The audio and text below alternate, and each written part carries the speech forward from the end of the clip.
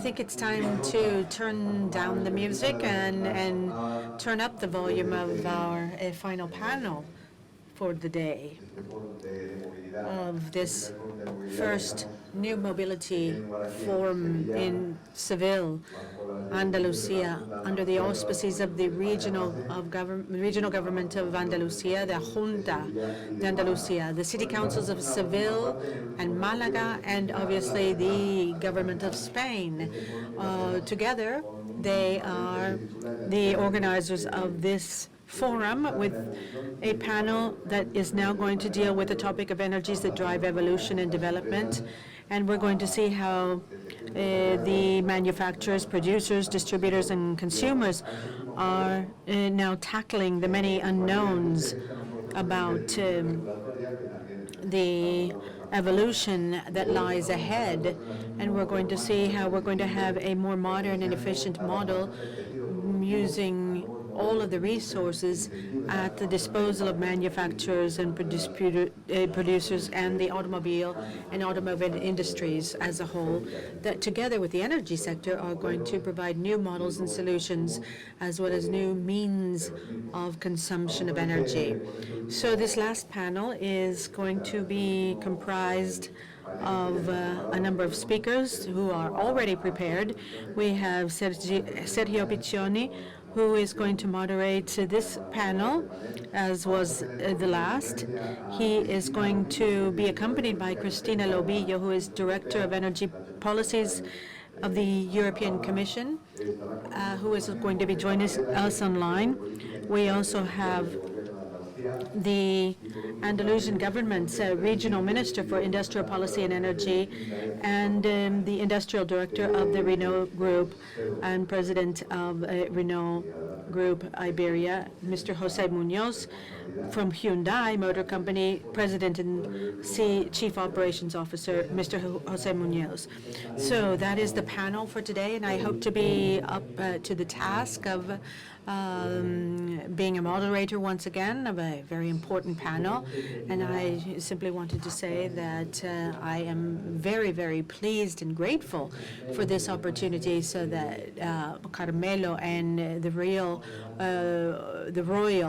Automobile Club of Spain know publicly that I am very grateful and pleased to be a part of this forum and to have the honor and privilege of moderating this panel.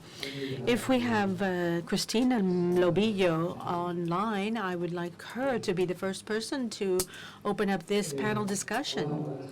Good afternoon, Cristina. I am going to be the moderator of this panel, and I have the honor of in opening this discussion, and please go right ahead with your presentation. Supongo que pasarán ahora la presentación. Bueno, en primer lugar, buenas tardes a todos y gracias por haberme invitado a participar en esta edición del MOU. Gracias en mi nombre y también en el nombre de la Dirección General de Energía y de la Comisión. Segundito. Excuse me, Cristina, we're having some sound problems. There's some technical problems with the sound. So we're going to have to interrupt your presentation because we're going to try to tackle those technical problems in a couple of minutes. And if it's not remedied in the next few moments, we're going to have to go on to the next speaker while we still work on it. I'm going to ask Jorge to jump in to the discussion.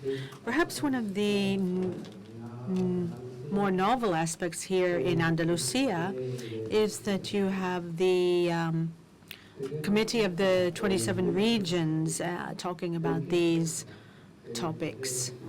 How are the regions tackling this in a period of transition in which in the automobile industry and the energy sector, we're transitioning to a more sustainable mobility model. How are you going about doing that in the regions? That is, we're talking about technology neutrality and the absence thereof. Do you have any insight on that to start off with? Well, before starting, as a representative of the region of Andalusia, it's a privilege to be here in the capital of Andalusia talking about this topic. And Juanma Moreno, our regional Prime Minister, was here yesterday to inaugurate the forum. And Christina, my colleague, I hope you get your the sound problems sorted out. I've known her for many years, and my colleagues here on the panel. And we've had a recent meeting with the Committee of the Regions, and we've been also meeting with the automotive industry. And we've been doing this for several different reasons, because on the one hand, we have a lot of related industries to the automobile manufacturing. We have one in Seville, which is Renault, and we have one in Jaén, which is Varennes. And so we want to be very active in the automotive industry, not only in fuels and as well in automobile components and manufacturing, but we also are very, very interested in what was talked about this morning. CEPSA was talking about the Sustainable Action Fuel program. And so even though we have a lot of manufacturers and economic interests in the automobile industry, we know that there are a lot of other related industries, such as the fuel and the components industries. We think that if we can forge alliances with these companies and industries, as well as other strategic partners, we can do a lot more. We have a very promising plant for last mile vehicles, that is semi-new vehicles. So we're going to see how a lot of different topics come into play here. For example, the use of minerals, the use of materials, for example, copper, zinc, lead. Many of these minerals are very important minerals in the manufacture of electric vehicles. And so we have to be there, and we have those kinds of resources here in Andalusia. So again, there's so many different alternatives, and it has to be done, this transition towards greater sustainability has to be done in a very orderly manner.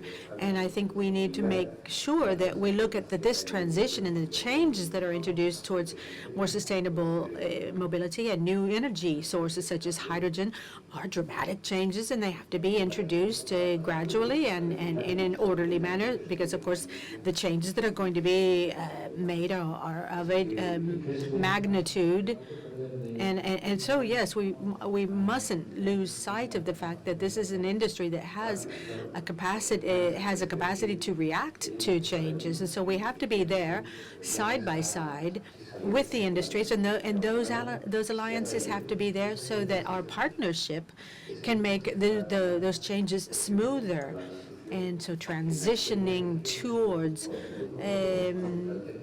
new energy sources. For example, a lot of towns or villages that depended upon conventional energy sources such as coal or other sources of energy are going to be leaving that behind and transitioning to new energies. And so that's going to have an impact on their economies, on their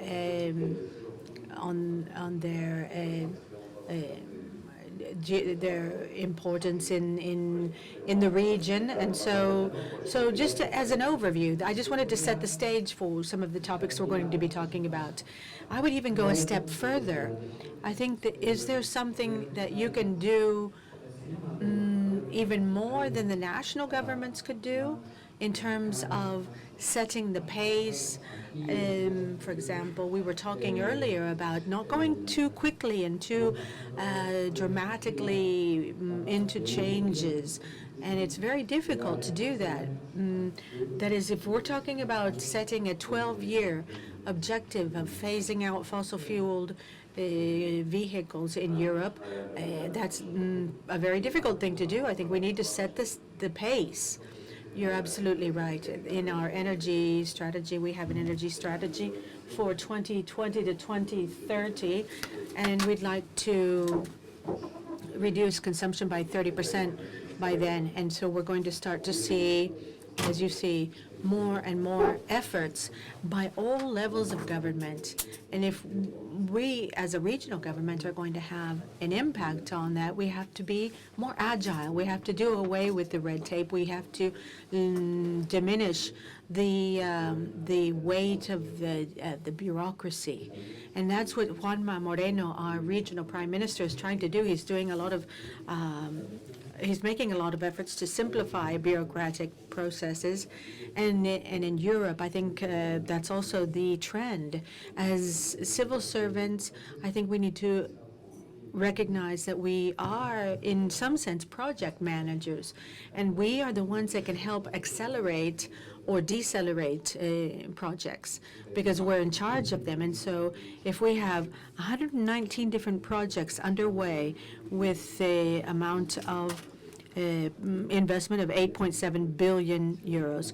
And then we have, of course, the devolved powers in our region. We have responsibilities in different areas. In my particular regional ministry, we have approximately 150 million euros, which isn't a huge sum of money, but 150 million is also a complement to what we get from other incentive programs.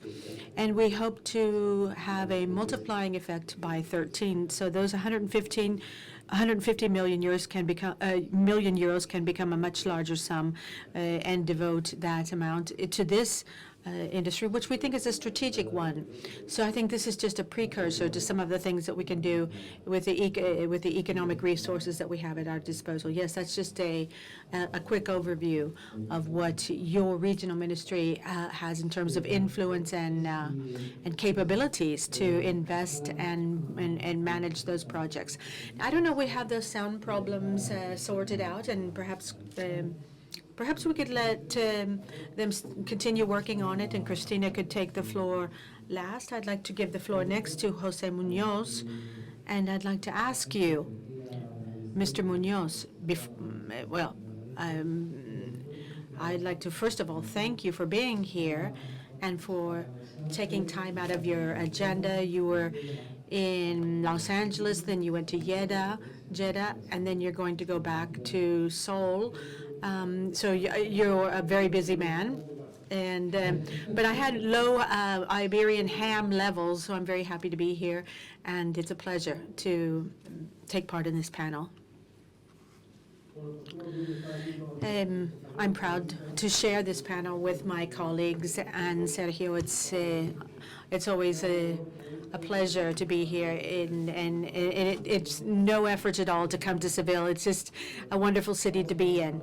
So let's start off by talking about something that Sergio brought up. I am the president and CEO of the Hyundai Motor Company, and we are also working as president and CEO in the North America, which is our largest market. But what I'd like to start off by talking about is who Hyundai is and why we are so well positioned to address the future of mobility.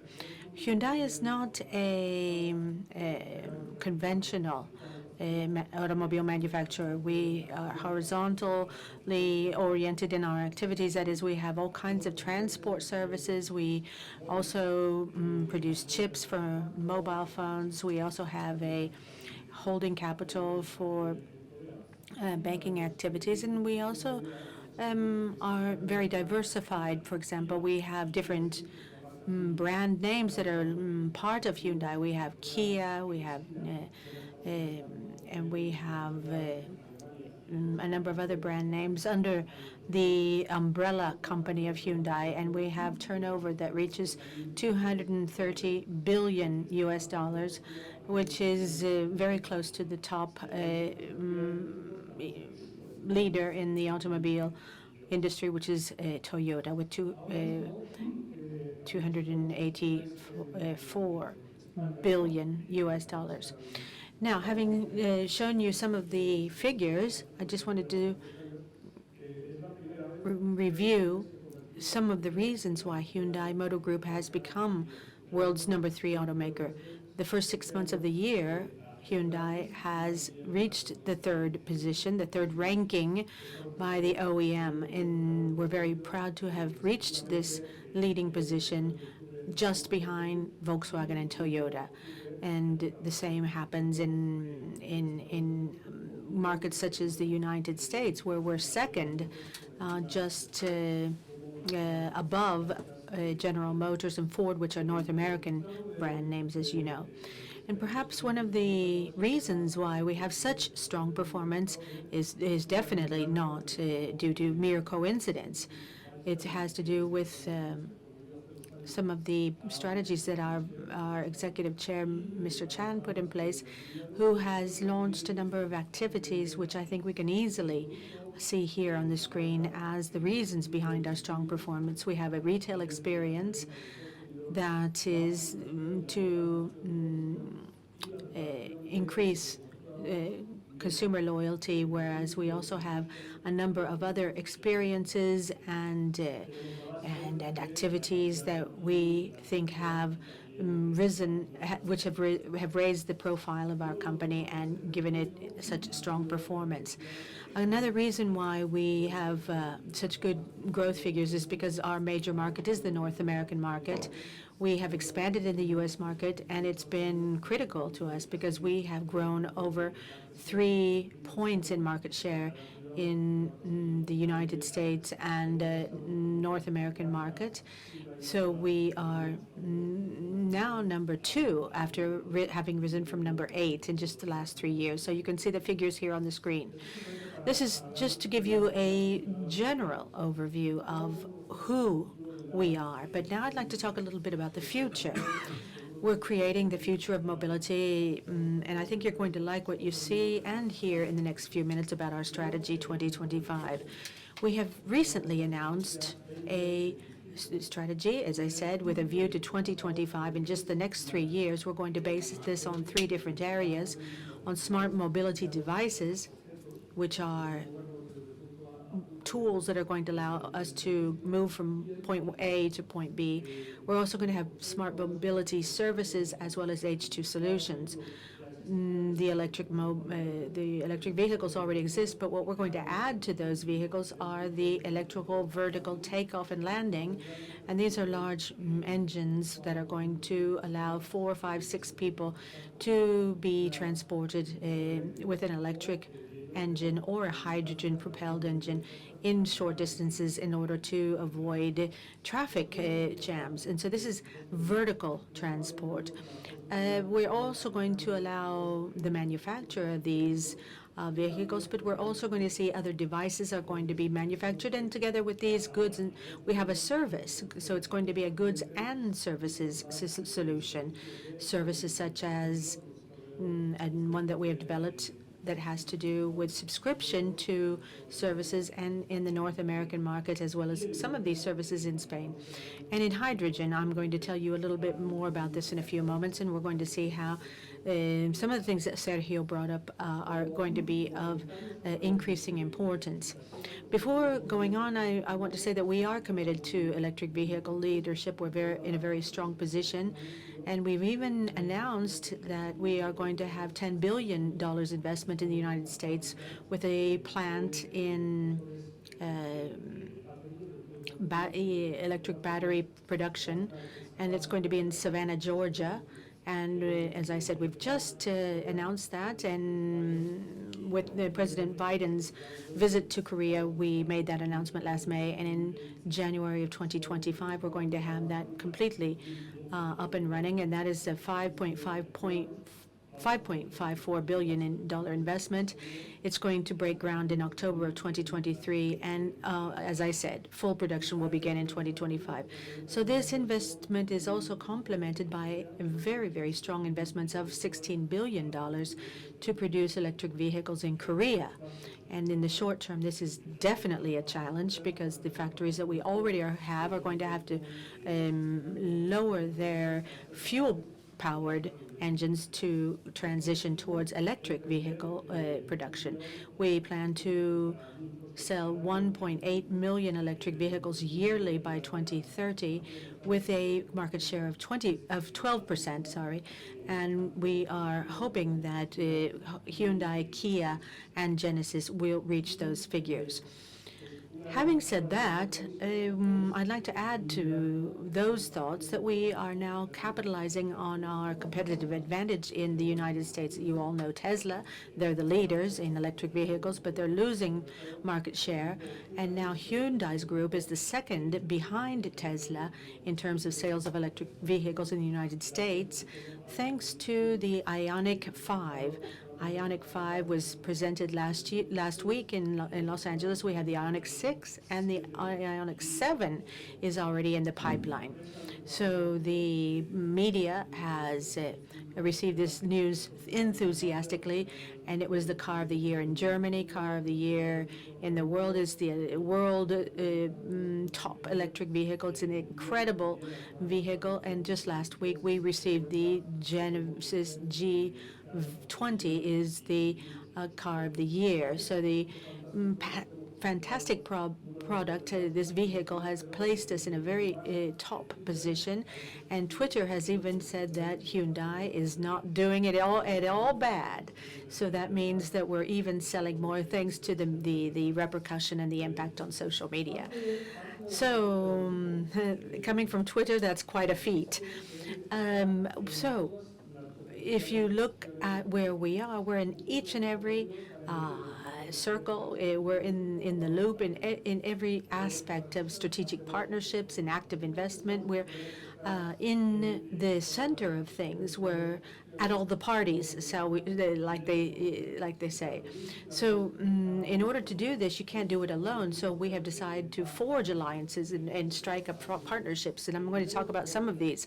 One of these is with Motional, which is a joint venture, which is a 50-50 with Aptic and Aptic was the former Delphi, which is part of a U.S. company, and now we have 50% share in that company. And now Hyundai is helping them design and sell autonomous driving solutions, and those are sold to the competition. And we have also announced that next year we're going to launch these services with a lift with the Ioniq 5 in Los Angeles and in Las Vegas. The second partnership is in robotics. We have 18%, of Boston Dynamics. As you know, they are very well known in the world. And now we are going to add our little grain of salt to that formula. And then in hydrogen, we've also struck up a partnership with $1.18 million to build 2 new hydrogen fuel cell system plants with Superland. And that is a partnership that is going to start its sales with electric vertical takeoff and landing systems in the United States starting in 2028. So we are now doing the research and development on that project with our partnerships in our partner in California. And that's a picture of our executive chair taking a picture with the Rolls-Royce. And then we also had the groundbreaking ceremony in Savannah, Georgia, that was taken very recently as well. Just to give you a few more details about what we've been doing lately, you can go to the YouTube channel of Hyundai. You can see all of these new technologies that we're involved in. That includes the emotional partnership. If you go to any of the car salons, such as the one in Las Vegas, we have the emotional headquarters in Boston, and people ask me, oh, well, autonomous driving, is it real? Is it really going to be happening? And it is. It's super real.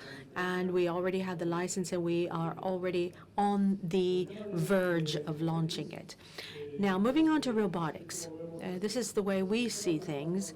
In our advanced manufacturing techniques, it's already less labor intensive, and that allows us to facilitate the work of our operators. And then we have what we call the everyday actions that are done by robotics, undressing, automation of manufacturing, as well as everyday actions, for example, functional activities as well as mobility activities. So what you see here in Korea is a picture of our chairman with the National Archery Federation, and this paraplegic, thanks to our technology, is able to walk and to practice the sport of archery. So this is extremely impressive. We have other activities that the robotics industry is helping us to do. For example, just 2 months ago, we have a company called Artificial Intelligence that's based in Boston with Boston Dynamics. We're working with them in very interesting robotics projects.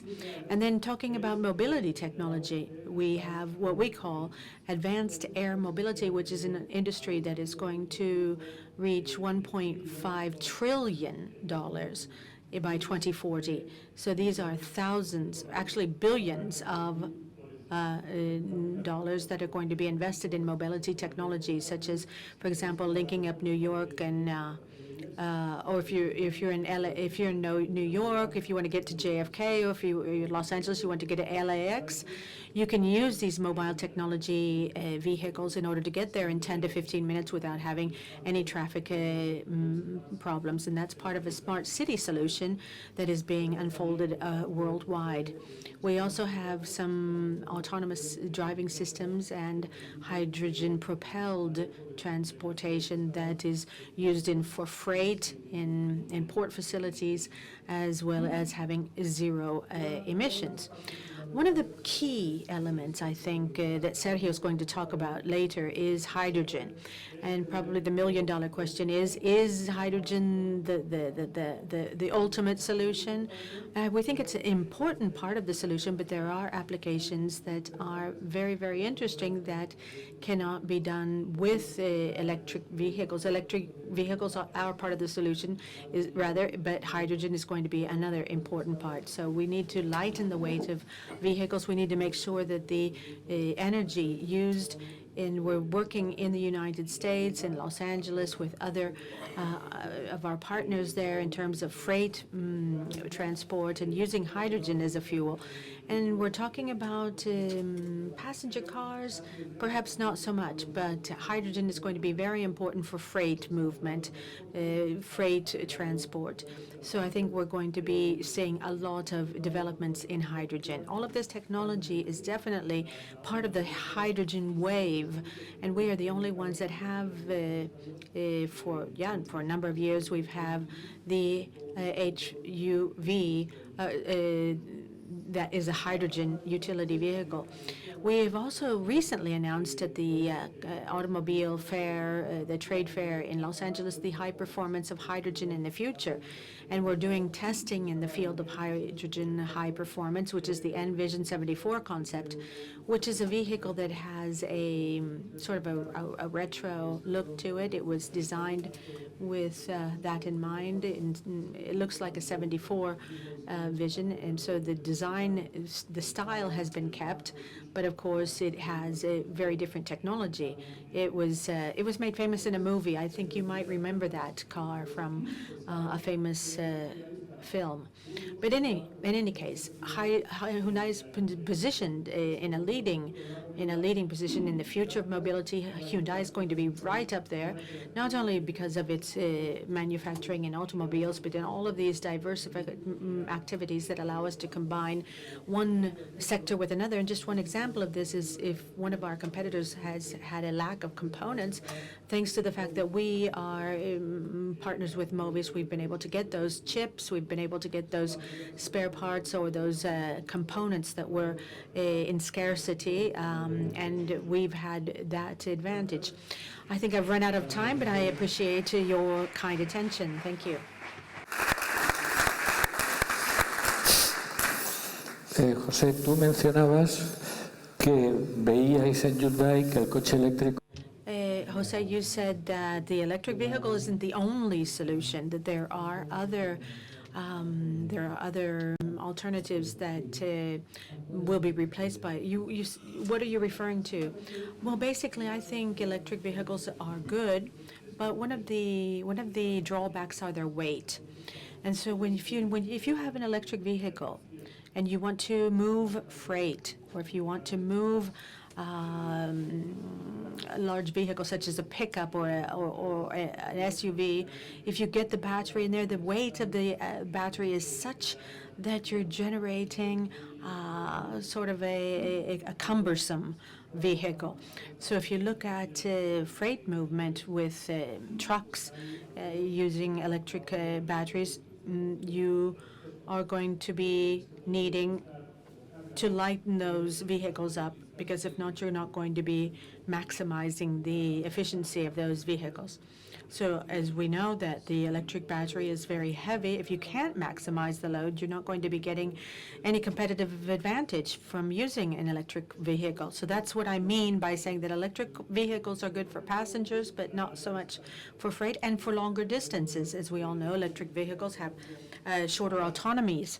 And so we are not we're not going on a long trip if we know that we have to stop every so many miles to recharge the vehicle. So you might have your doubts and your uncertainties about whether that's really the best option for long distance travel. So again, the electric vehicle is going to be complemented by other energy sources such as hydrogen. A lot of people talk about hydrogen, but hydrogen is the component that is the most predominant element in the universe. And so if we can get energy from hydrogen, and it's very clear that we can, then I think it's going to be a huge step forward. It's going to be the challenge to get clean hydrogen. We have Christina with us now. She had a few sound problems at the outset, but I think we've got them all sorted out. So Christina, whenever you like, go right ahead with your presentation. It's all yours. Muchas gracias. Thank you very much, Sergio. I hope that you can hear me properly. Yeah, we can. Your sound is perfect. Thank you very much. Thank you to the organizers of the MO for inviting me, and also on behalf of the DG Energy of the European Commission, and my gratitude to all of those who make this edition of the forum possible.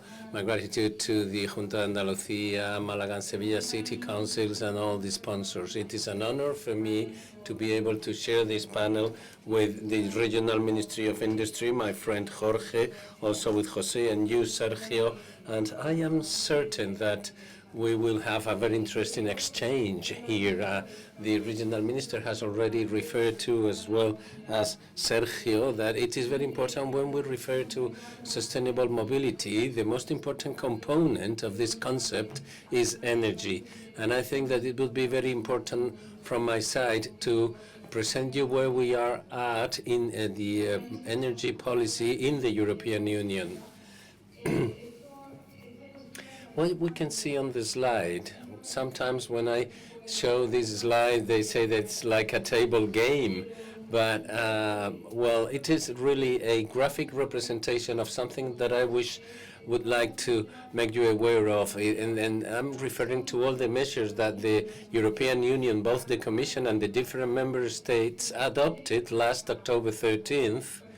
And up until yesterday, when we held a meeting of the European Council of Ministers of Energy, in which these are all the measures that the European Union and has taken in different measures to fight the current situation regarding energy.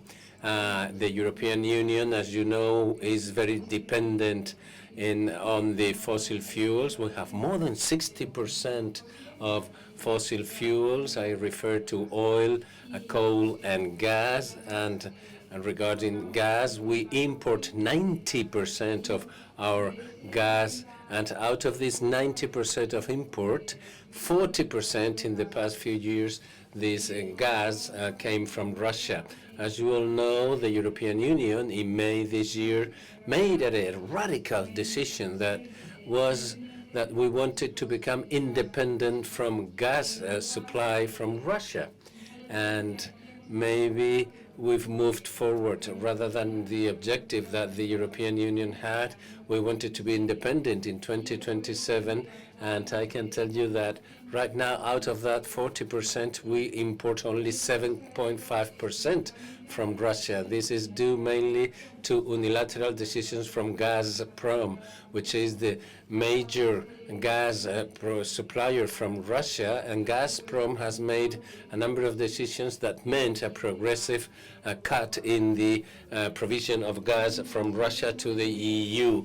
And this situation, together with the fact that is maybe something that affects global markets, which is that the recovery from COVID, mostly Asian countries, began a massive purchase of liquefied gas, and this meant that the supply is smaller than the demand, and therefore the increase in prices is automatic, and the increase of prices of the gas has been huge, and also the increase of the electricity price, because 20% of the gas that we use in the European Union is used to produce electricity.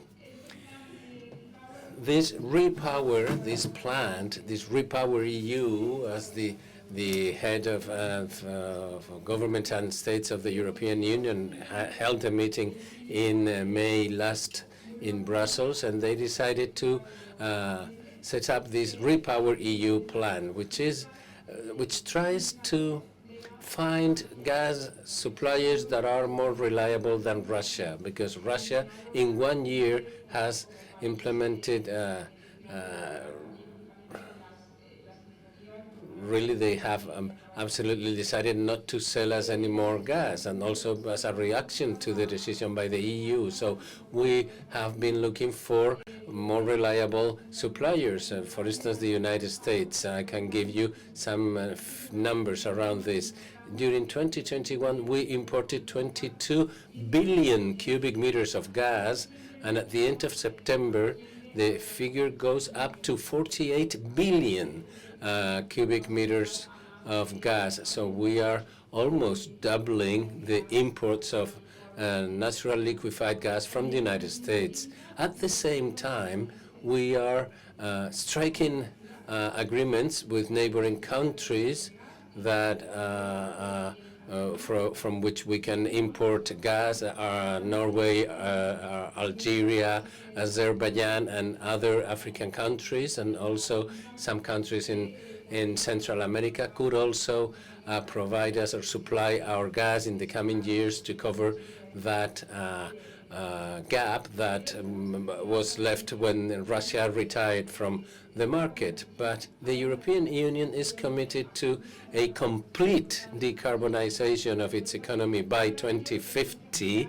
And in order to do that, we have to speed up another two key pillars which are quite related to sustainable mobility. First one is renewable energies. The European Union had an objective which was quite high already for 2030, which is to have 40% of production and consumption of renewable energies, and that objective has gone up to 45%. And this makes sense as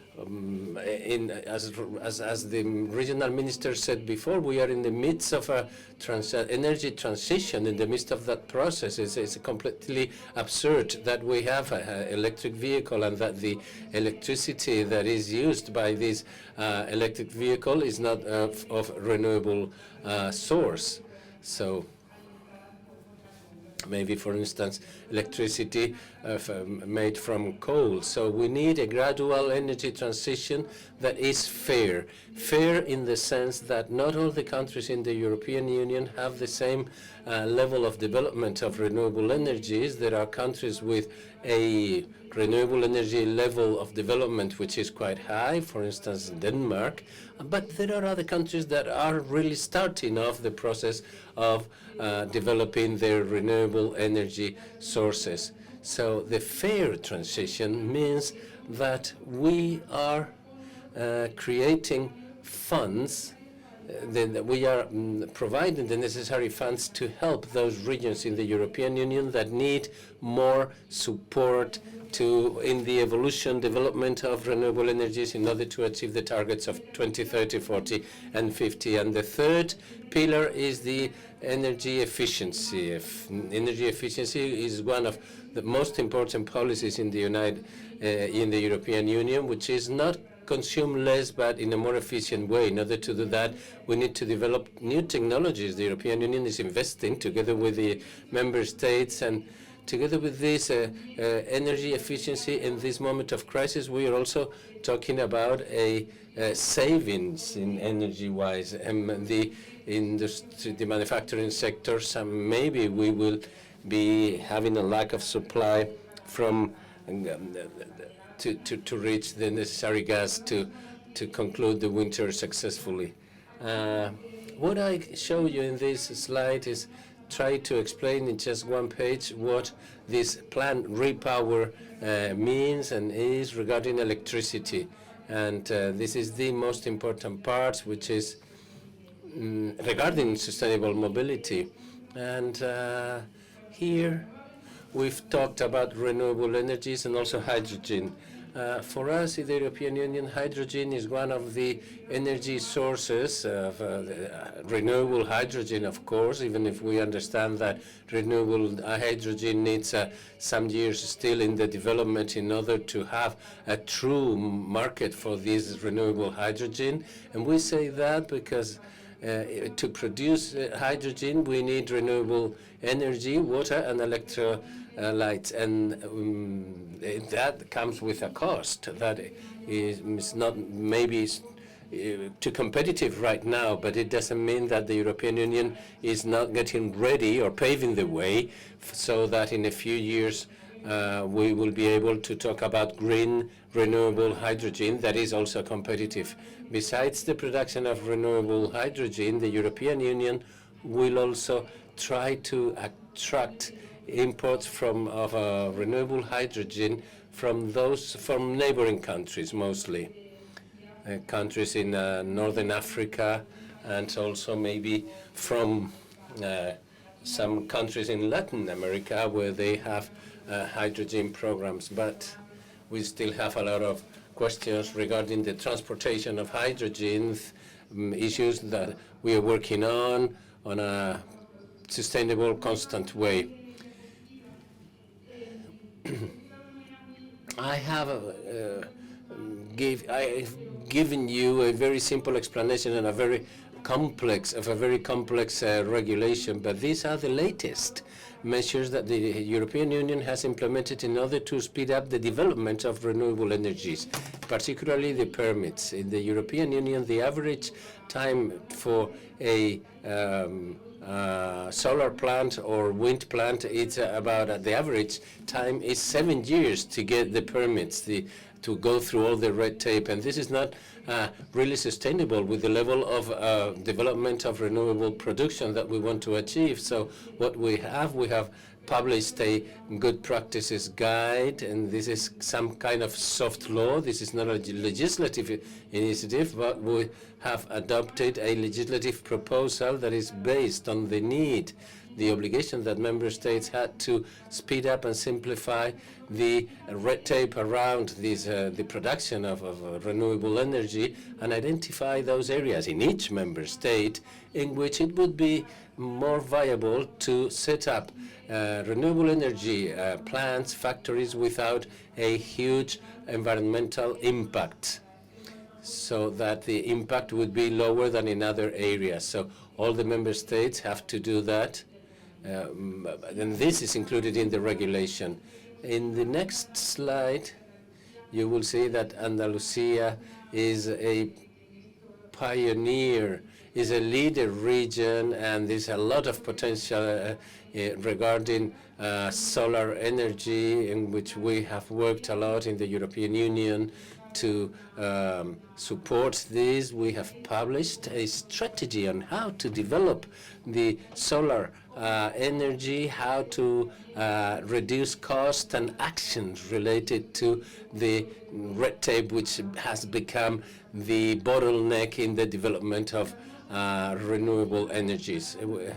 Now we can go a little bit more into the detail of how we work from the European Commission with the member states. The European Commission works with the Parliament and the member states, and I've highlighted here the three circles. First, the European semester, which is the initiative measures that each member state in the Eurozone has to adopt every year in order to keep certain levels of deficit in order to ensure the stability of the currency of the euro. And you would say, what does this have to do with energy? And it has to do a lot with energy, because the inflation rates that we are now having in the European Union is mainly due to the high prices of energy. And we have introduced this year a specific chapter on energy in which the European Commission has decided upon a number of requirements that the member states must develop more energy efficiency with renewable energies in order to reduce the dependency on fossil fuels and try to move forward towards different new technologies for transports as well as for other sectors in the economy, such as agriculture and other industries.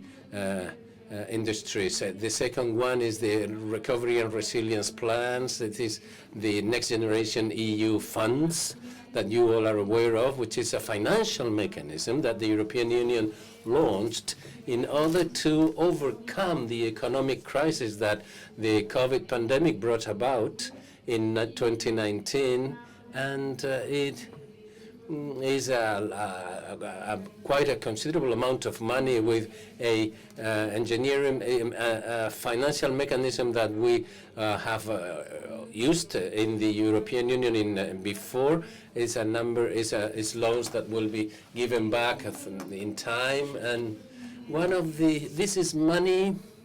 We're talking about 700 billion euro for the whole of the European Union. This is not money that each country can freely decide on how to spend, but it needs to be according to three departments: structural reforms, digital policies, and sustainability.